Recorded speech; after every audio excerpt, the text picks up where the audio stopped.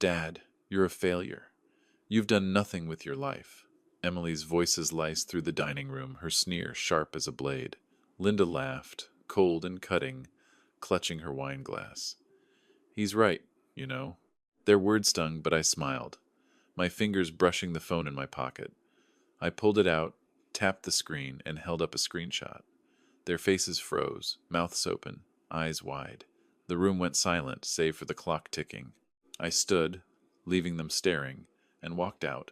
Before we continue, please subscribe to the channel and let us know where you are listening in the comments. The dining room smelled of overcooked steak and betrayal. Emily's fork clattered against her plate, her eyes blazing. You're nothing, Dad. A nobody who's embarrassed us for years. Her voice cracked, sharp with venom as she shoved her chair back, the legs scraping the floor. Linda sipped her wine, her lips curling into a smirk. What did you expect, Emily? He's always been a disappointment.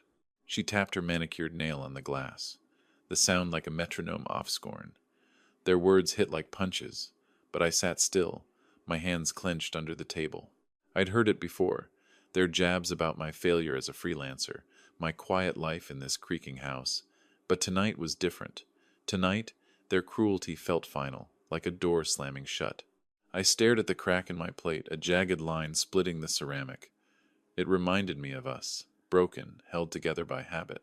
You're just an old man rotting in that closet of an office. Emily spat, tossing her hair. Linda chuckled, her laughter cold as the wine she drank. I didn't answer. Not yet. My chest burned, but I kept my face blank. Years of swallowing their insults had taught me patience. I thought of the sacrifices. Nights working late, paying for Emily's college, buying Linda's jewelry while she bragged to her golf club friends. All for this. You're a burden, Linda said, her voice low, almost bored. We barely scraped by because of you. That was it. The dam broke. I reached into my pocket, my fingers brushing the cracked screen of my old phone. It was heavy, not with weight, but with truth. You think you know me? I said, my voice steady.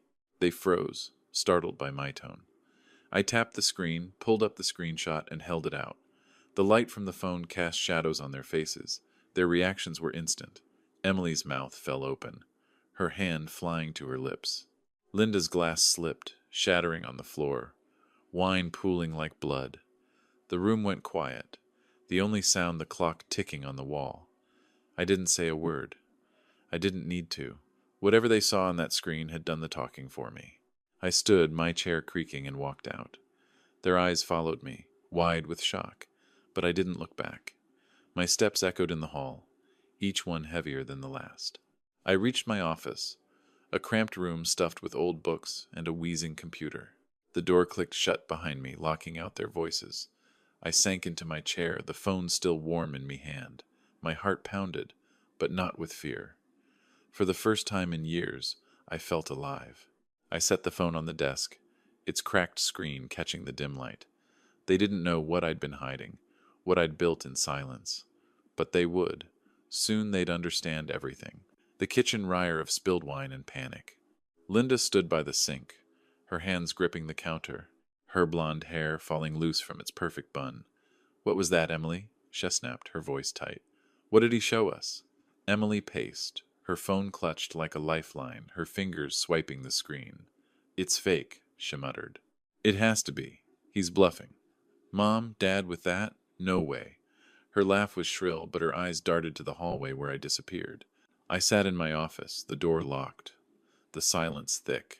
My phone lay on the desk, its cracked screen dark now. Their voices carried through the walls, sharp and frantic. He's playing us, Linda said, louder now. He's always been weak. This is just another pathetic trick. Her words stung, but I didn't flinch. I'd heard worse. My fingers tapped the desk, the wood worn smooth from years of restless nights. They thought they knew. They thought I was nothing. A fist pounded on the door. Ed, Linda's voice was sugar-coated, but it dripped with venom. Open the door. We need to talk. I didn't move. Emily's voice joined in, high and jagged. You think you can scare us with some photoshopped garbage? I'll post this online, Dad. Everyone will know you're a liar. Her thread hung in the air, but it was empty. She wouldn't post anything. Not yet. Not until she knew what I had. I leaned back in my chair, the springs creaking. The office was a mess. Books piled on shelves. A family photo turned face down on the desk. I hadn't looked at it in months. The memory of their laughter at dinner twisted in my gut, but I pushed it down. They wanted answers. They'd get them, but on my terms. Ed, don't be ridiculous, Linda called, her tone shifting to fake concern.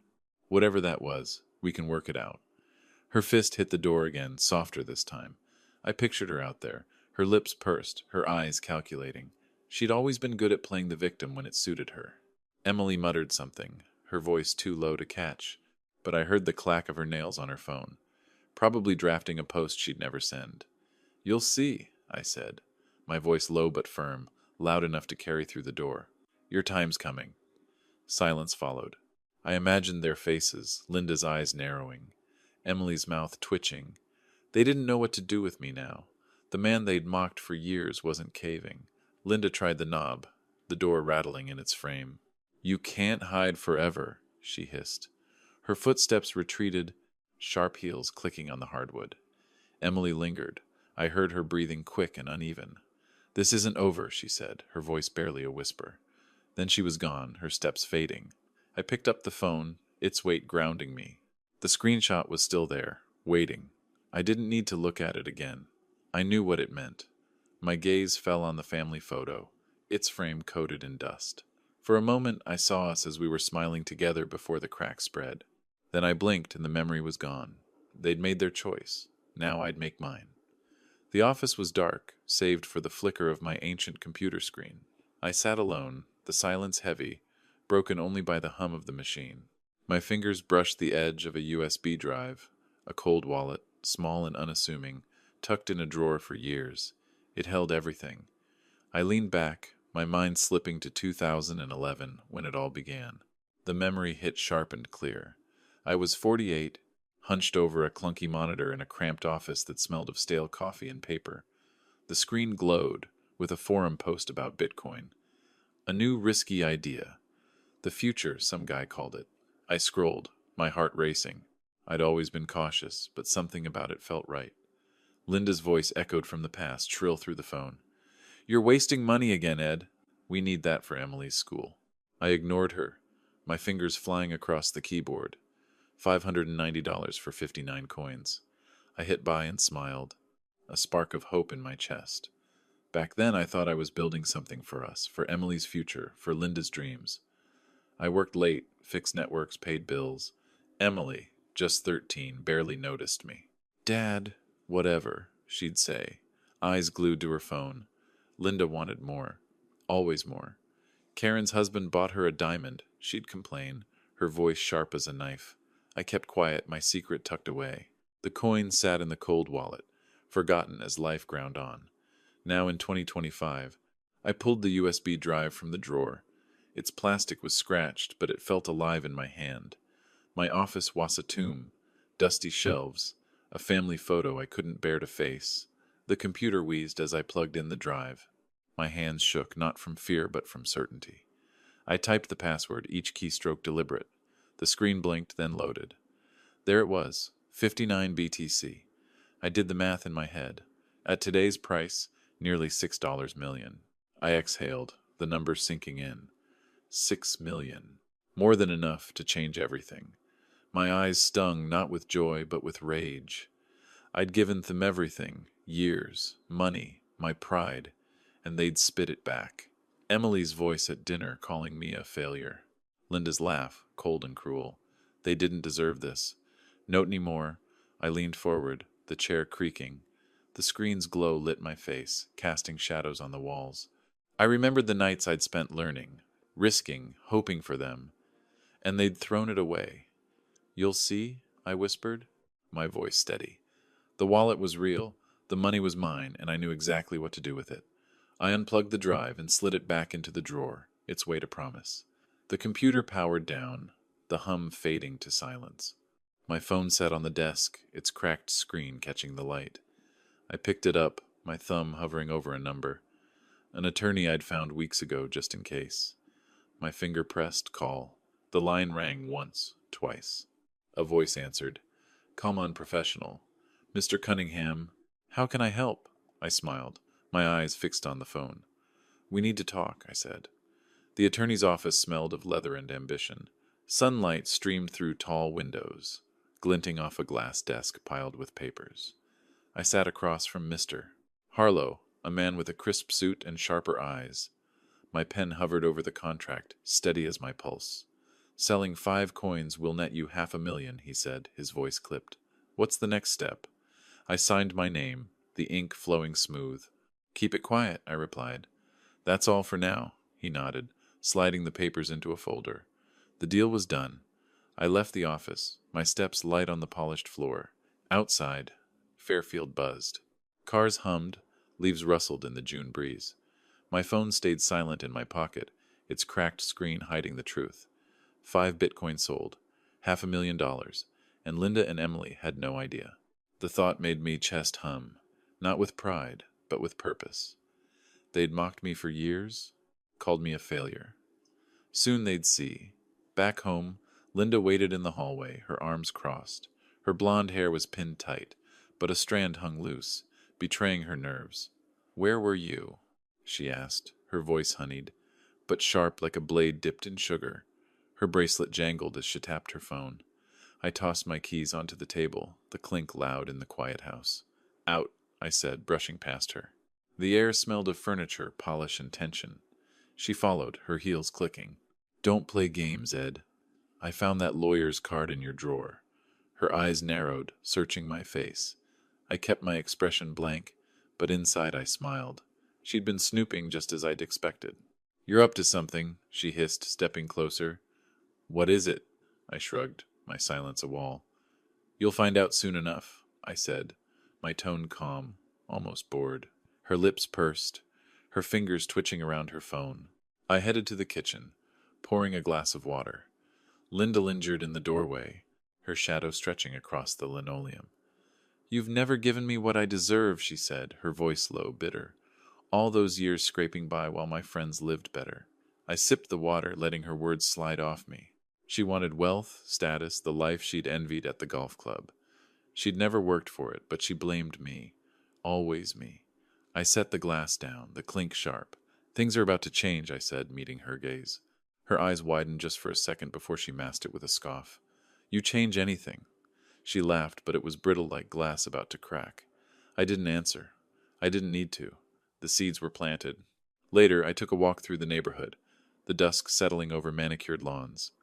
Linda's car crept along a block behind, her headlights dim. She thought she was clever, tailing me like a detective in a bad movie.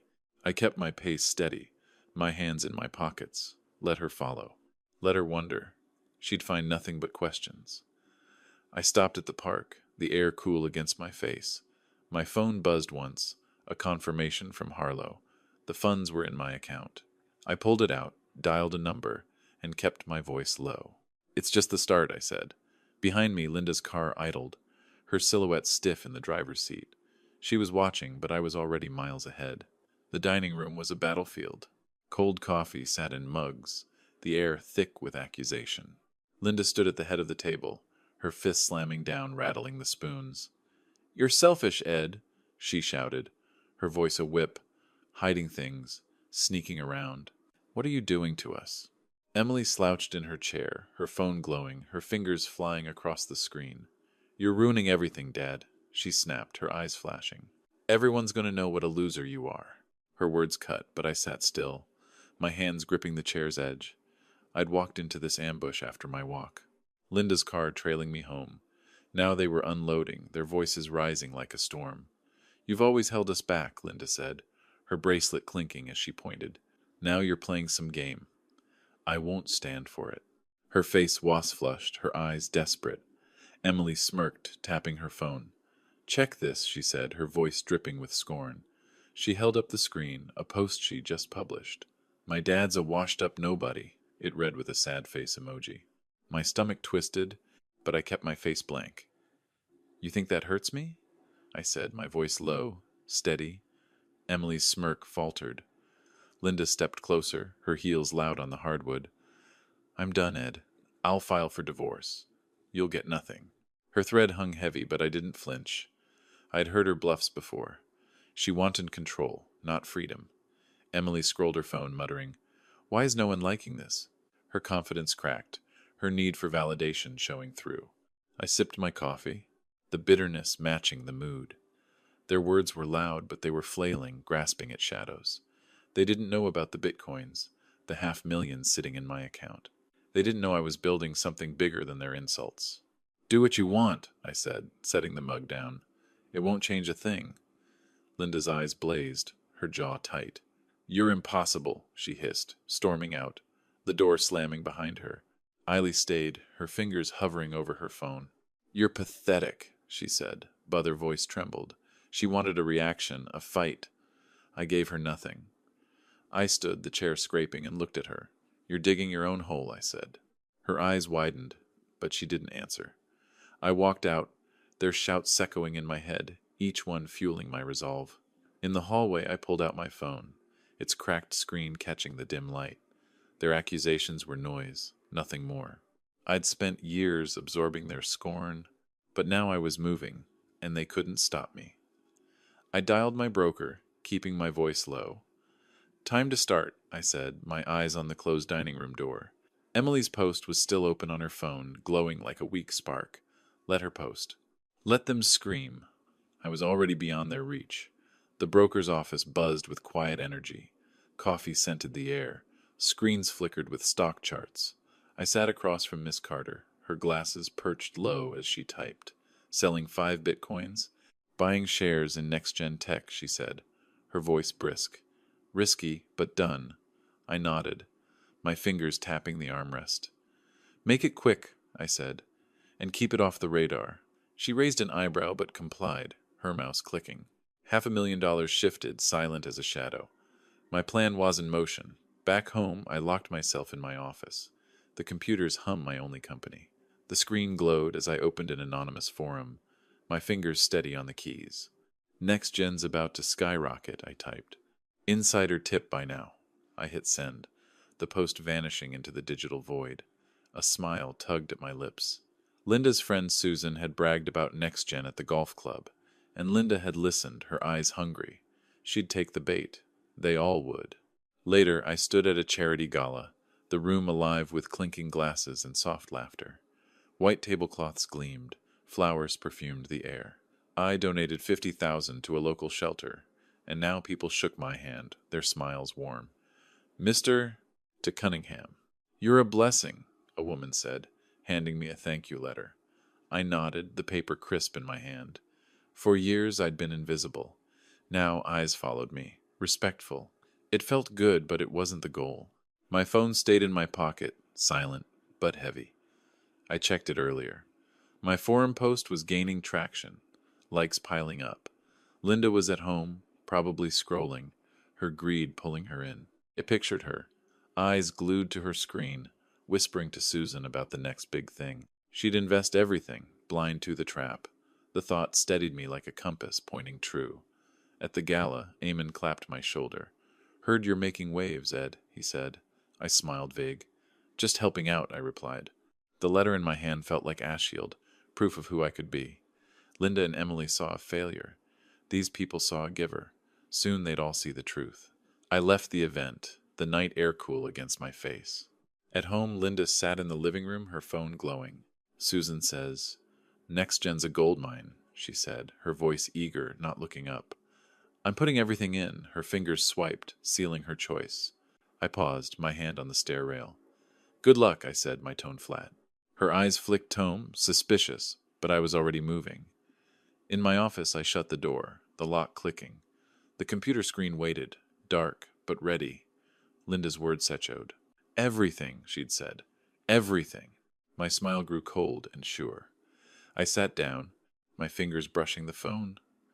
The next step was close, and I was ready. The dining room was a mess. Coffee mugs scattered, a napkin crumpled in the floor. Linda stood by the table, her phone pressed to her ear, her voice shrill. What do you mean? It crashed. I lost 40,000. She spun, her eyes wild, mascara streaking her cheeks. Emily hovered near the doorway, biting her nail, her phone dark in her hand. I sat at the table, stirring sugar into my coffee, the spoon clinking softly. Their panic was a symphony, and I was the conductor. Linda slammed her phone onto the couch, Thethug muffled by cushions. "You did this, Ed," she screamed, pointing a trembling finger. Her hair was a tangled halo, her bracelet jangling. "You sabotaged me," he raised an eyebrow, my face calm. "Did I?" I said, my voice low, almost amused. Her accusation had no teeth, no proof. I'd worked through my broker, clean and untraceable. Next-gen stock had plummeted just as I'd planned. Emily shifted, her eyes darting between us. "Mom, maybe it's not him," she said, her voice small. Linda whirled in her. "Don't defend him. He's ruined us." Emily flinched, her fingers tightening around her phone. She looked lost, her confidence gone.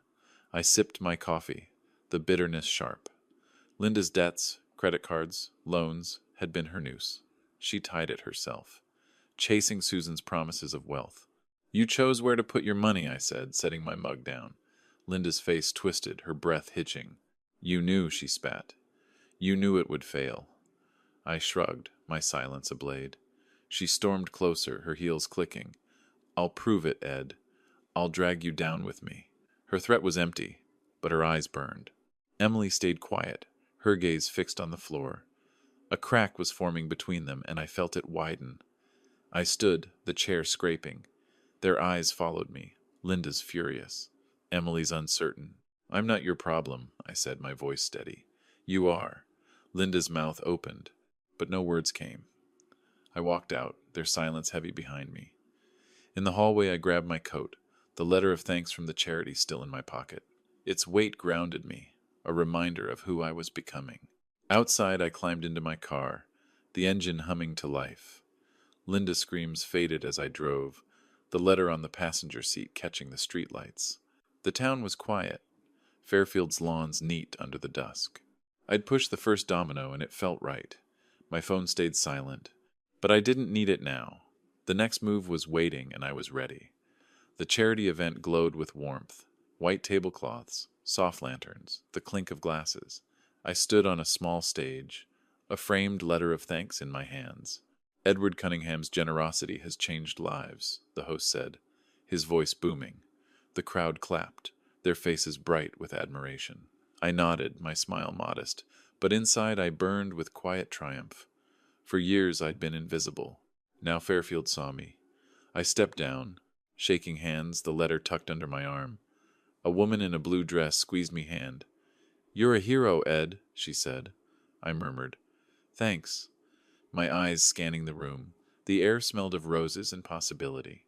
My donation, 50,000 to the shelter, had made waves, and the ripples were reaching Linda and Emily. Across town, Linda sat in the golf club, her cocktail glass trembling. The green stretched outside, the grass sharp under the sun, but the air inside was cold. Her friend Susan leaned over, her voice low. "You're Ed, the one who gave all that money. Why didn't you say?" Linda's smile froze, her fingers tightening on the glass. "It's complicated," she said, her voice thin. Another woman whispered, "He's a saint, and you're so quiet about it." The words stung, and Linda's face flushed. Her status, her armor, was cracking. Emily wasn't faring better. At home, she sat in her bed, her phone glowing with comments. "How can you trash your dad?" One read, "He's helping people and you're whining." Another said, "Her post about me calling me a failure had backfired." She swiped, her hands shaking, and deleted it, but the damage was done. Her followers dropped, her inbox filled with criticism. "I didn't mean it," she whispered, but no one cared. Her world built on likes was crumbling. I left the event, the night air cool against my face. The sunset painted the sky orange, a promise of something new. I'd spent years in their shadow, absorbing their scorn. Now they were the ones fading. Linda's friends were pulling away, their invitations drying up. Emily's online empire was shrinking, her confidence with it. I felt no pity. They'd built their cages and I'd handed them the keys. I drove home, the letter on the seat beside me. Its words, gratitude, respect, were a shield against their venom. My phone buzzed, a message from the mayor's office, an invite to a council event. My name was spreading, my actions speaking louder than their lies. I parked the house dark, except for a single light. As I stepped out, a knock came at the door, sharp and desperate. I paused, my hand on the keys, and listened. The dining room smelled of damp carpet and defeat. Linda stood before me, her hands clasped, her eyes red. "Ed, please," she said, her voice breaking. "We're sorry. We were wrong." Emily lingered behind, tears streaking her face, her phone silent for once. "Dad, I didn't mean it," she whispered, her voice raw. Their apologies were a performance, hollow as the cracked walls around us. I stood by the table, my arms crossed, unmoved.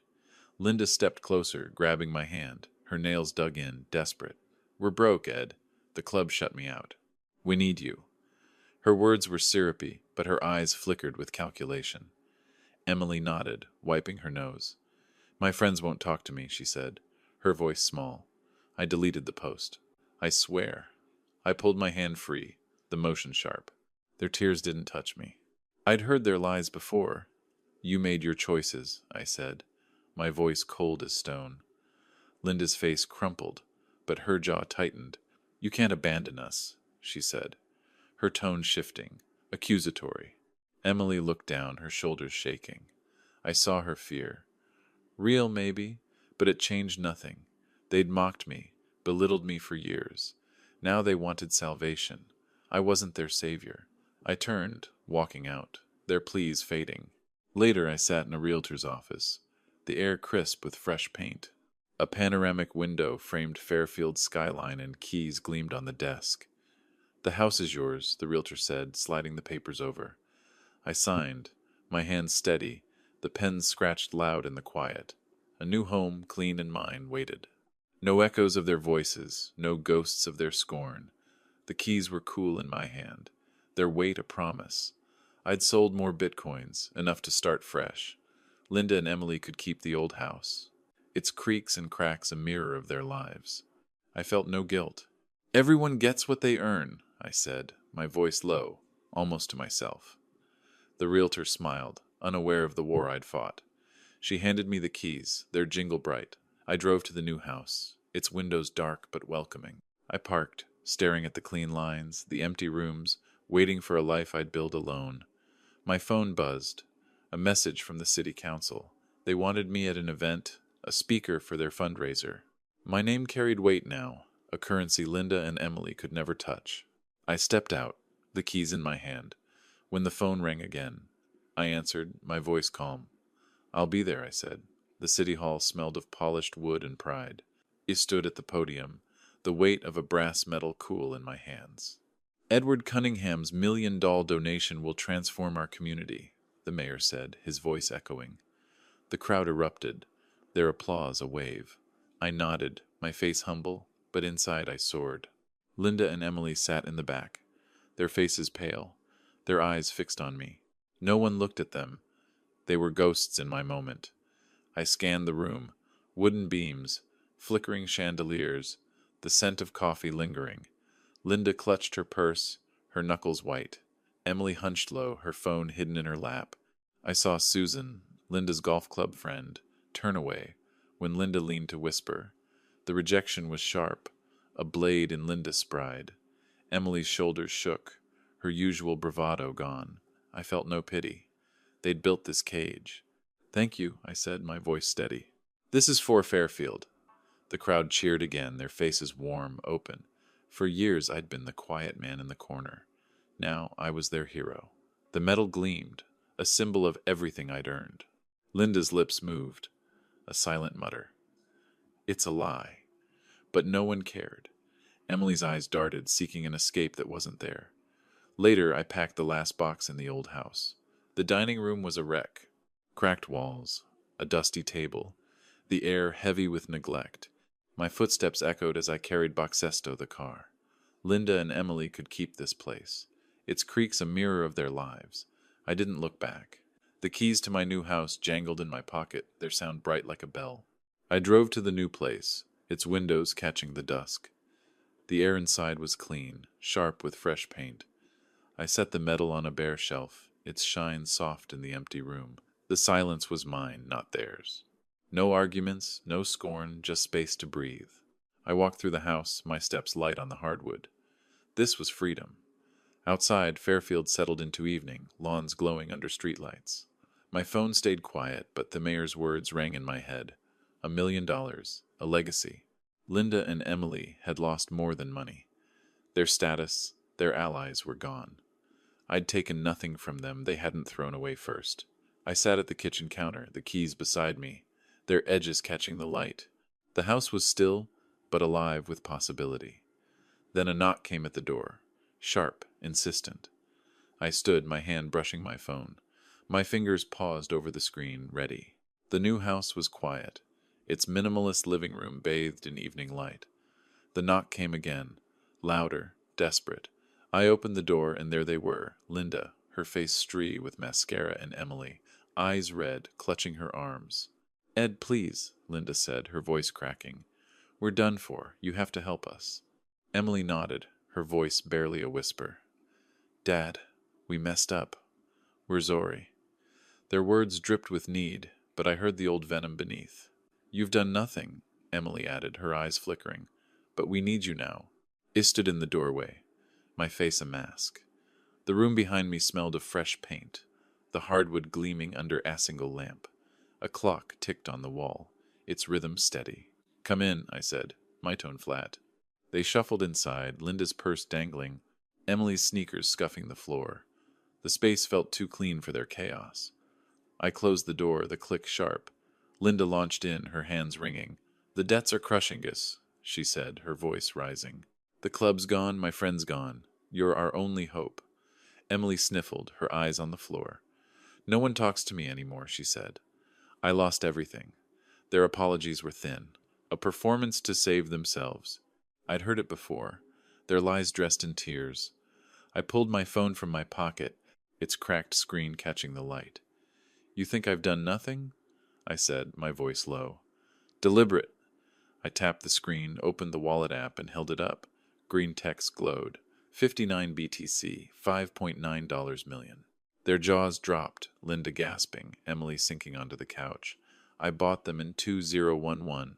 I said, $590. For you, for us, and you called me a failure." Linda's hand flew to her mouth, her eyes wide. You hid this?" she stammered. Emily stared, tears spilling, but she said nothing. I lowered the phone, my gaze hard. "You had your chance," I said. "Every day you chose to tear me down. Now you live with it." The clock ticked louder, filling the silence. Their faces were frozen, the truth a weight they couldn't lift. It turned, walking to the door. "Ed, wait!" Linda cried, falling to her knees, her hands clawing the air. Emily sobbed, gripping the couch. I didn't stop. "You're cruel," Linda shouted, but her voice broke. I opened the door, then I'd air cool against my face. "No," I said, not looking back. "I'm fair." I stepped outside, the door shutting with a thud. My car waited, its engine a soft thump as I started it. The sunset burned orange, a fire across the sky. I drove, the phone on the seat beside me. It screamed dark now. Their faces lingered in my mind, but not their pain, only their shock, their realization. I'd shown them the truth, and it was enough. The terrace of my new house was my sanctuary, the morning air crisp with the scent of coffee. I sat at a glass table, my laptop open, documents spread before me. Another donation, $200,000 for a youth center, waited for my signature. The pen scratched softly, each stroke a step further from the past. Fairfield stretched beyond the railing, its roofs gold in the dawn. I was home, not just in this house, but in myself. Across town, Linda and Emily worked at a diner, their lives a stark contrast. The place was loud, reeking of fried potatoes and grease. Linda wiped tables, her apron stained, her movements sharp with resentment. "He did this to us," she muttered to a coworker, tossing a rag onto the counter. Her voice was bitter but tired. Emily carried a tray, her steps slow, her eyes downcast. "Mom, stop," she said, her voice flat. "We did this." The tray wobbled, plates clinking, and she steadied it, her phone silent in her pocket. I'd seen them once from a distance, their faces drawn, their pride gone. They worked to survive, their status a memory. I felt no joy in their struggle, only balance. They'd mocked me for years, called men a thing while I paid their way. Emily's college, Linda's jewels. I'd given everything and they'd spat it back. Now they faced the world they'd built. My laptop pinged. A message from the charity. Your gift will change lives, is mild, the words warming me. The terrace was quiet, save for the rustle of leaves. I'd found purpose here in giving, in building. The cold wallet, still locked in a safe, held millions. But it wasn't the money that freed me. It was the choice to walk away, to live for myself. I stood, coffee mug in hand, and stepped to the railing. The sunset painted the sky, its colors soft, final. I thought of the old house, its creaks and shadows, and the years I'd spent there shrinking under their words. I'd carried their weight too long, but no more. I gave them everything, I said, my voice a whisper. Now I'm free. The mug warmed my hands, the sky deepening to purple.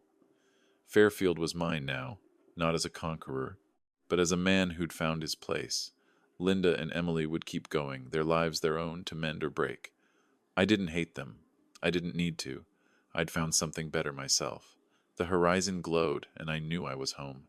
If you like this story, please like this video, subscribe to the channel, and share your impressions of this story in the comments.